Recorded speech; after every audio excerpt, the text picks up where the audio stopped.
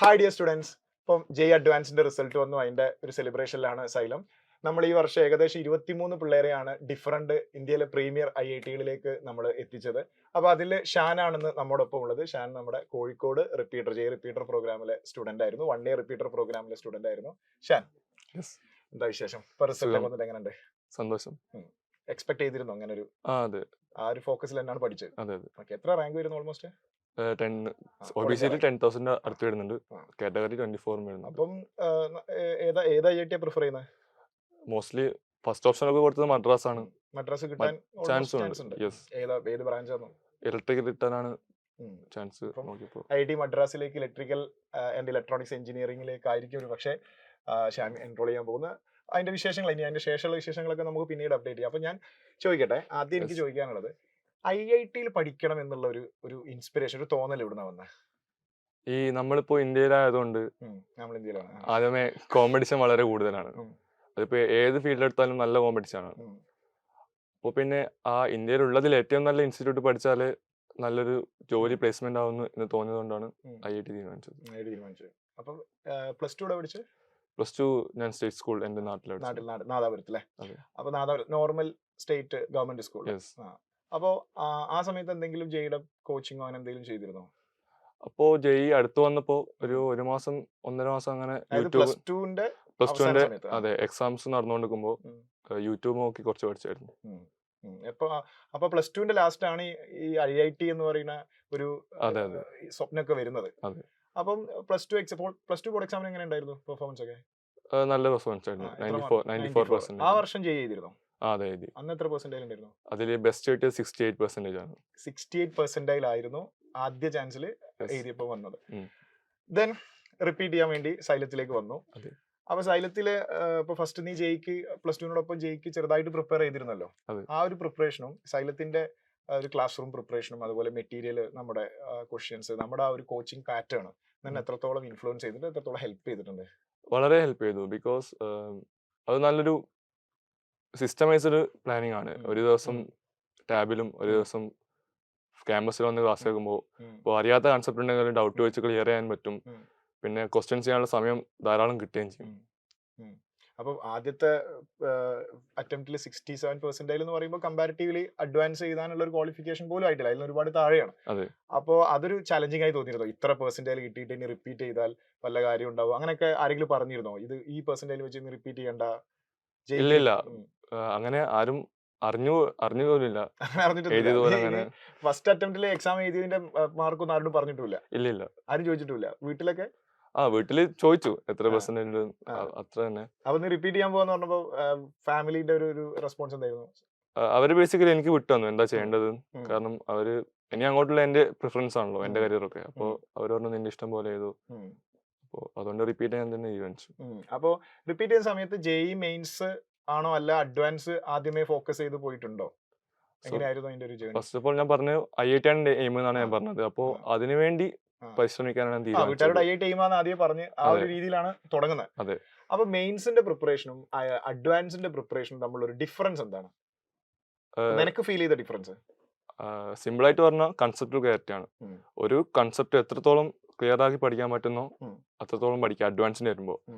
അങ്ങനെ അധികം കൺസെപ്റ്റ്സ് പഠിക്കാണ്ട് അറിയുന്ന കൺസെപ്റ്റ് നല്ല ക്ലിയർ ആക്കി കൊണ്ടുപോകുന്നിട്ട് സ്ട്രോങ് ആക്കുക. അതും ഒരു ലിമിറ്റഡ് എമൗണ്ട്. ആൻഡ് മെയിൻസിന് വരുമ്പോൾ മാക്സിമം ക്വസ്റ്റ്യൻസ് ചെയ്യുക.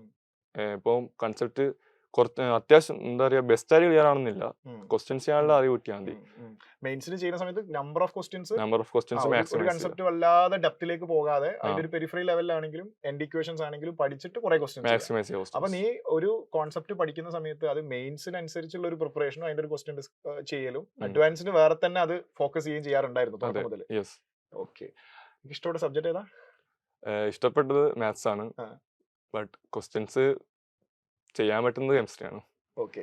ഫേവറേറ്റ് സബ്ജക്ട് മാത്സ് ആണ്, പക്ഷെ കൂടുതൽ പെർഫോം ചെയ്യാൻ പറ്റുന്നത് കെമിസ്ട്രിയിലാണ്. എത്ര സമയം പഠിക്കുമായിരുന്നു ഈ സബ്ജക്ട് ഒക്കെ? ഞാൻ മാക്സിമം സമയം കൊടുത്തത് മാത്സിനാണ്. ബിക്കോസ് സ്റ്റേറ്റ് സിലബസ് ജെയിലേക്ക് വന്നപ്പോൾ ഒരുപാട് ടൈം സ്പെൻഡ് ചെയ്യുന്നുണ്ട്. ഒരു ദിവസം എത്ര സമയം ഇരുന്ന് പഠിക്കും? ഡെയിലി ആക്ടിവിറ്റീസ് ഒക്കെ കഴിഞ്ഞിട്ട് മാക്സിമം പഠിക്കാനായിരുന്നത്. അതൊരു അപ്രോക്സിമേറ്റ്ലി 12 to 13 hours വരെ. ഏത് സബ്ജക്റ്റിനാ കൂടുതൽ സമയം സ്പെൻഡ് ചെയ്യല്? മാത്സിനാണ്, കുറവ് സമയം.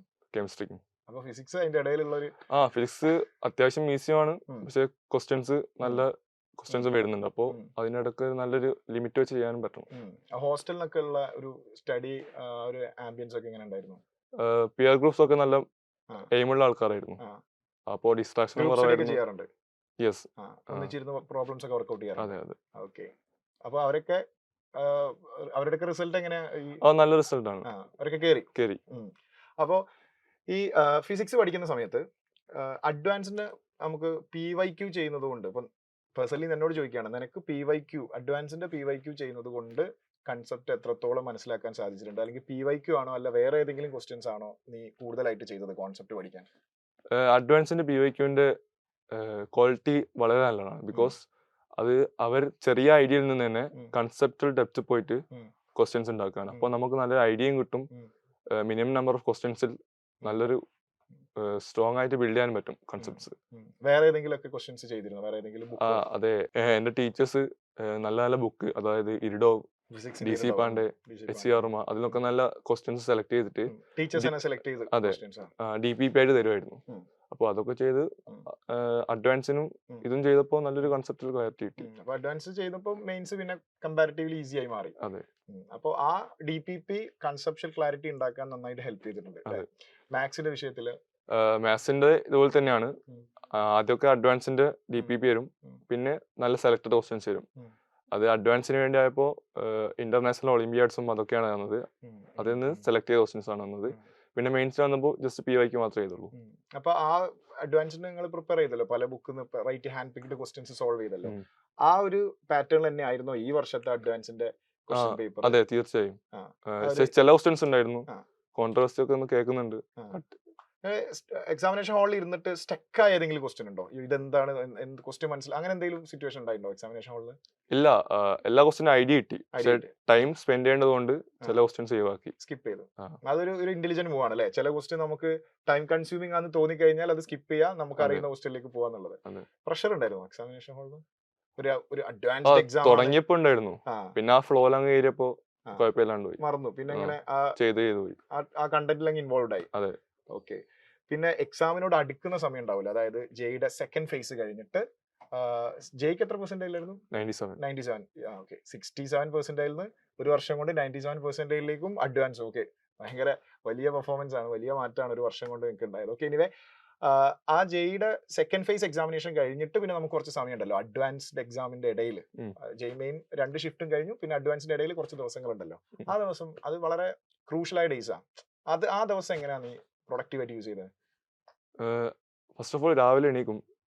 എണീക്കണല്ലോ രാവിലെ എണീച്ചിട്ട് പിന്നെ അഡ്വാൻസിന്റെ PYQs ഉണ്ടാവും, അതൊന്നും കൂടി ചെയ്യും. ആദ്യം ചെയ്താണെങ്കിൽ പിന്നെയും ചെയ്യും. പിന്നെ അതിൽ തന്നെ ടഫ് ക്വസ്റ്റ്യൻസ് ഉണ്ടെങ്കിൽ അത് ഒന്നും കൂടി ചെയ്തു നോക്കും. പിന്നെ കെമിസ്ട്രീന്റെ ഇനോർഗാനിക് അതൊന്ന് വായിച്ചു നോക്കും. ഓർഗാനിക് കെമിസ്ട്രീന്റെ മെക്കാനിക്സ് നോക്കും. പിന്നെ മാത്സ് മെയിൻലി PYQ തന്നെ നോക്കിയത്. പിന്നെ DPP സമയം ഉണ്ടെങ്കിൽ ഒന്ന് റിവൈസ് ചെയ്യും. അപ്പൊ ഇതൊക്കെ ക്ലാസ്സിൽ ചെയ്ത ക്വസ്റ്റ്യൻ തന്നെയാണ്. ക്ലാസ്സിൽ നിങ്ങൾ ഏത് എങ്ങനത്തെ PYQ തന്നെയാണോ അല്ല വേറെ ഏതെങ്കിലും ക്വസ്റ്റ്യൻസ് ആണോ? അതെ, മെയിൻസിന് PYQ ആണ് ചെയ്തത്. പിന്നെ അഡ്വാൻസിന് ഞാൻ പറഞ്ഞല്ലോ, നേരത്തെ പറഞ്ഞല്ലേ സെലക്ടഡ് പല ബുക്കുകളിൽ നിന്നുള്ള ക്വസ്റ്റ്യൻസ്. അതെ, അതൊക്കെ ഭയങ്കര രസമായിട്ട് തോന്നിയിട്ടില്ല ആ ക്വസ്റ്റ്യൻസ് ഒക്കെ? അതെ, നല്ല ക്വസ്റ്റ്യൻസ് ആണ് മെയിൻലി സെലക്ടഡ് ആയതുകൊണ്ട് നല്ല കൺസെപ്റ്റും കിട്ടും. പിന്നെ ലാസ്റ്റ് ടൈമിൽ നമ്മൾ മോക്ക് എക്സാംസ് ഉണ്ടായിരുന്നല്ലോ, ഒരു ഒന്നിടവിട്ട ദിവസങ്ങളിലായിട്ട് കുറെ മോക്ക് എക്സാംസ് ഉണ്ടായിരുന്നല്ലോ അഡ്വാൻസിന്റെ. അതെങ്ങനെ ഉണ്ടായിരുന്നു? ആ എക്സാംസ് എത്രത്തോളം ഹെൽപ്പ് ചെയ്തിട്ടുണ്ട് അഡ്വാൻസിന്? വളരെ ഹെൽപ്പ് ചെയ്തിട്ടുണ്ട്. ബിക്കോസ് അവര് ടൈപ്സ് ഓഫ് പേപ്പേഴ്സ് ആണ് തന്നത്. ഒന്ന് ഹാർഡസ്റ്റും പിന്നെ ഈസിയസ്റ്റും തന്നു. എങ്ങനെ എക്സാം എങ്ങനെ വരാന്ന് പറയാൻ പറ്റില്ലല്ലോ. അപ്പോൾ ചിലത് മാത്സ് ടഫ് ആക്കി, ചിലത് കെമിസ്ട്രി ടഫ് ആക്കി, ചിലത് മൂന്നും ടഫ് ആക്കി. അങ്ങനെ വന്നപ്പോൾ ഒരു ഐഡിയ കിട്ടി എങ്ങനെ അറ്റൻഡ് ചെയ്യണം, എങ്ങനെ അറ്റാക്ക് ചെയ്യണമെന്ന്. അപ്പോൾ അഡ്വാൻസിനും അത് വളരെ ഹെൽപ്പ് ചെയ്തു. ഓക്കെ. ഇനി പല കുട്ടികളും ചോദിക്കുന്ന അല്ലെങ്കിൽ പല കുട്ടികൾക്ക് അറിയാൻ ആഗ്രഹമുള്ള ഒരു കാര്യമാണ്, ഏത് ഏരിയയിൽ നിന്നാണ് അഡ്വാൻസ്ഡ് കൂടുതൽ ക്വസ്റ്റ്യൻ വരിക? ആക്ച്വലി ആ ചോദ്യം മീനിലെസ് ആണ്, എനിക്കറിയാം. പക്ഷെ എന്നാലും ഒരു അഡ്വാൻസ് ക്രാക്ക് ചെയ്ത ഒരു സ്റ്റുഡന്റിനോട് ചോദിക്കുകയാണ്, എൻ്റെ ഒരു ഒപ്പീനിയൻ പറയാൻ വേണ്ടിയിട്ടാണ്, എൻ്റെ ഒരു ഒപ്പീനിയൻ കേൾക്കാൻ വേണ്ടിയിട്ടാണ്. അതായത് ഏത് ചാപ്റ്ററിൽ നിന്നാണ് കൂടുതൽ ക്വസ്റ്റ്യൻ വരിക? ഏത് ചാപ്റ്റർ പഠിച്ചാലാണ് കൂടുതൽ മാർക്ക് സ്കോർ ചെയ്യാൻ പറ്റുക? ഏത് ചാപ്റ്റർ നമുക്ക് സ്കിപ്പ് ചെയ്യാൻ പറ്റും? അങ്ങനെ ഒരു ചോദ്യം ചോദിച്ചാൽ നിനക്ക് എന്താ പറയാൻ പറ്റുക? ഞാൻ പറയാ പ്രീവിയസ് ട്രെൻഡ്സ് നോക്കുക PYQന്റെ, എന്നിട്ട് അതിൽ ഇമ്പോർട്ടന്റ് ടോപ്പിക്സ് നല്ല കൺസെപ്റ്റുകൾ കയറ്റി പഠിച്ചതിന് ശേഷം സമയം ഉണ്ടെങ്കിൽ അടുത്ത കൺസെപ്റ്റ്സിലേക്ക് പോവുക.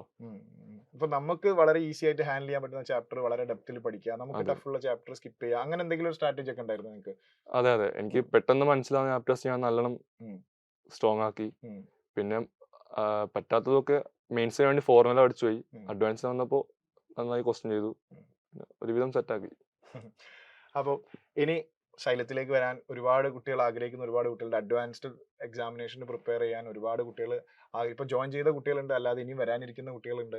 അപ്പം ഒറ്റ വാക്കിൽ കേരളത്തിൽ ജെഇ അഡ്വാൻസ്ഡ് എഴുതാൻ, ഇപ്പോൾ സൈല മീൻസ് ആയാലും നോൺ സൈല മീൻസ് ആയാലും കേരളത്തിൽ ജെഇ അഡ്വാൻസ്ഡ് എക്സാം എഴുതാൻ പോകുന്ന, അടുത്ത എക്സാം എഴുതാൻ പോകുന്ന കുട്ടികളോട് ഒരു എന്താ പറയുക, ഇന്ന മിസ്റ്റേക്കുകൾ നിങ്ങൾ ചെയ്യരുത്, ഈ മിസ്റ്റേക്ക് ഇപ്പോൾ ഞാൻ ചെയ്തതാണ്, അതൊക്കെ റെക്ടിഫൈ ചെയ്യണം, അല്ലെങ്കിൽ ഇന്ന കാര്യങ്ങൾ നിങ്ങളുടെ പ്രിപ്പറേഷനിൽ ആഡ് ചെയ്യണമെന്ന് എൻ്റെ പേഴ്സണൽ എക്സ്പീരിയൻസിൽ പറയാനുണ്ടാവുന്ന ചെയ്യാൻ പാടില്ലാത്തൊരു 3 കാര്യവും, ഞാൻ വെറുതെ ഒരു കൗണ്ട് പറഞ്ഞാണ്, ചെയ്യേണ്ട ഒരു 3-4 കാര്യവും പറയാൻ ചോദിച്ചാൽ എന്ത് പറയും? ഒന്നാമതായിട്ട് കൺസിസ്റ്റൻസി മെയിൻറ്റെയിൻ ചെയ്യാൻ പറയും.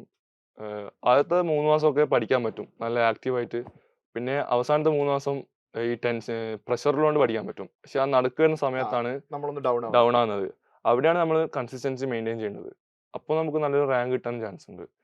പിന്നെ രണ്ടാമതായിട്ട് പറയുക, നിങ്ങളുടെ ടീച്ചേഴ്സിനെ ബ്ലൈൻഡ്ലി ഫോളോ ചെയ്യുക. അത് കഴിഞ്ഞിട്ട് സമയമുണ്ടെങ്കിൽ ബാക്കിയുള്ള മെറ്റീരിയൽസ് വേണേൽ നോക്കി പഠിച്ചോളൂ. പിന്നെ മൂന്നാമതായിട്ട് പറയുകയാണെങ്കിൽ സ്ലീപ്പ് ഒരിക്കലും സാക്രിഫൈസ് ചെയ്യാൻ പാടില്ല. നിങ്ങളുടെ ബോഡിക്ക് നിങ്ങളെ റെസ്റ്റ് വേണം. ഫസ്റ്റ് ഓഫ് ഓൾ ഇതൊരു ബ്രെയിൻ ഗെയിമാണ്. അപ്പോൾ സ്ലീപ്പ് ഒരിക്കലും സാക്രിഫൈസ് ചെയ്യാൻ പാടില്ല. ക്വാളിറ്റി ഓഫ് സ്ലീപ്പ് കൂട്ടുക. മിനിമം ഒരു 6 to 7 hours എങ്കിലും ഉറങ്ങുക. അപ്പോൾ നമ്മൾ തീർച്ചയായിട്ടും ചെയ്യേണ്ട കാര്യങ്ങളല്ലേ പറഞ്ഞേ. ഇനി നീ അവോയ്ഡ് ചെയ്ത, അല്ലെങ്കിൽ ഒരു കാരണവശാലും ചെയ്യാൻ പാടില്ലാത്ത മിസ്റ്റേക്കുകൾ, ഇത്രയും മിസ്റ്റേക്ക് നിങ്ങൾ ചെയ്യരുത് എന്ന് പറയാൻ ഒരു 3-4 പറഞ്ഞാൽ നീ എന്ത് പറയും? 3-4 കാര്യങ്ങളൊന്നുമില്ല. ഒരു കാര്യം പറയാം, നിങ്ങളെ എയിമിൽ നിന്ന് ഡീവിയേറ്റ് ചെയ്യുന്ന എന്ത് അൺനെസറി ആക്ടിവിറ്റി ആണെങ്കിലും അത് മെയിൻലി ഒഴിവാക്കുക. അതിന് ഒരു ചാൻസ് പോലും കൊടുക്കാൻ പാടില്ല. സ്റ്റഡീസ് തന്നെ, ഫോക്കസ് പോകുന്ന ഒരു കാര്യവും ചെയ്യരുത്. ഓക്കെ, അവസാനമായിട്ട് ഒറ്റ ക്വസ്റ്റ്യൻ കൂടെ ജനറലി ചോദിക്കുകയാണ്, എൻ്റെ ഒപ്പീനിയൻ അല്ല, ജനറലി ഇപ്പം കേരളത്തിലോ അല്ലെ ഇന്ത്യയിലോ ഒരു എഞ്ചിനീയറിംഗ് ആസ്പിരന്റ്, ഒരു എഞ്ചിനീയർ ആവണം എന്ന് ആഗ്രഹിക്കുന്ന ഒരാൾ എന്തുകൊണ്ട് IIT-യിൽ തന്നെ പഠിച്ച് എഞ്ചിനീയർ ആവണം എന്ന് ചോദിച്ചാൽ, വൈ IIT എന്ന് ചോദിച്ചാൽ അതിന്റെ ഒരു ആൻസർ എന്തായിരിക്കും ജനറലി കുട്ടികളോട് പറഞ്ഞു കൊടുക്കുകയാണെങ്കിൽ? ഒന്നാമത്തെ കാര്യം, IIT എന്ന് വെച്ചാൽ ഇന്ത്യയിലെ ബെസ്റ്റ് ആണ്. നിങ്ങൾക്ക് കിട്ടാവുന്ന ഏറ്റവും ക്വാളിറ്റി എഡ്യൂക്കേഷൻ ആണ് IIT. പിന്നെ അവിടുത്തെ എക്സ്പോഷറും അലുമിനി നെറ്റ്വർക്കും നിങ്ങളുടെ ബാച്ച്മേറ്റ്സും അവരൊക്കെ ബെസ്റ്റ് ഓഫ് ദ വേൾഡ് ആയിരിക്കും. പിന്നെ ഇന്ത്യയിലേക്ക് ബെസ്റ്റ് പ്ലേസ്മെന്റും അവിടെ നിന്നാണ്. സോ അത് നിങ്ങൾ ക്ലിയർലി നിങ്ങളുടെ കരിയറിന് നല്ലൊരു ജംപ് സ്റ്റാർട്ട് അത് തരും. എക്സാക്ട്ലി, ഷാൻ പറഞ്ഞ പോലെ ഏറ്റവും ബെസ്റ്റ് ബ്രെയിൻസ് പുറത്തേക്ക് വരുന്ന IIT എന്നാണ്. ഇപ്പോൾ മൾട്ടിനാഷണൽ കമ്പനീസ് ഒക്കെ ഉറ്റുനോക്കുന്നത് ഇന്ത്യയിലെ IIT എന്ന് പഠിച്ചിറങ്ങുന്ന കുട്ടികളെയാണ്. അപ്പോൾ അവരെ പ്ലേസ് ചെയ്യാൻ, അവരെ കൊത്തിക്കൊണ്ടുപോകാൻ കാത്തു നിൽക്കുകയാണ് മൾട്ടിനാഷണൽ കമ്പനീസ്, വലിയ റെമ്യൂണറേഷൻ ഒക്കെ കൊടുത്തിട്ട്. അപ്പം ആ ഒരു രീതിയിൽ വലിയ കരിയർ നിനക്ക് ഉണ്ടാവട്ടെ. നല്ല ഇപ്പം മദ്രാസല്ലേ പറഞ്ഞേ, മദ്രാസിൽ തന്നെ കിട്ടി, നിനക്ക് ഇഷ്ടപ്പെട്ട ഇലക്ട്രിക്കൽ അല്ലേ, നിനക്ക് ഇഷ്ടപ്പെട്ട ഇലക്ട്രിക്കൽ കോഴ്സ് തന്നെ മദ്രാസിൽ കിട്ടട്ടെ. അവിടെ 4 വർഷം കഴിഞ്ഞ് ഇറങ്ങുമ്പോൾ ഇന്ത്യയിൽ അറിയപ്പെടുന്ന ഒരു വലിയ എഞ്ചിനീയറായി വലിയ മാറ്റങ്ങൾ കൊണ്ടുവരാൻ സാധിക്കുന്ന വലിയൊരു എഞ്ചിനീയർ ആയിട്ട് നിനക്ക് മാറാൻ സാധിക്കട്ടെ. നമുക്ക് കാണാം ഫ്യൂച്ചറിൽ. സൈലം ഉണ്ട് നിന്നോടൊപ്പം എപ്പോഴും. So thank you so much. Bye and all the very best.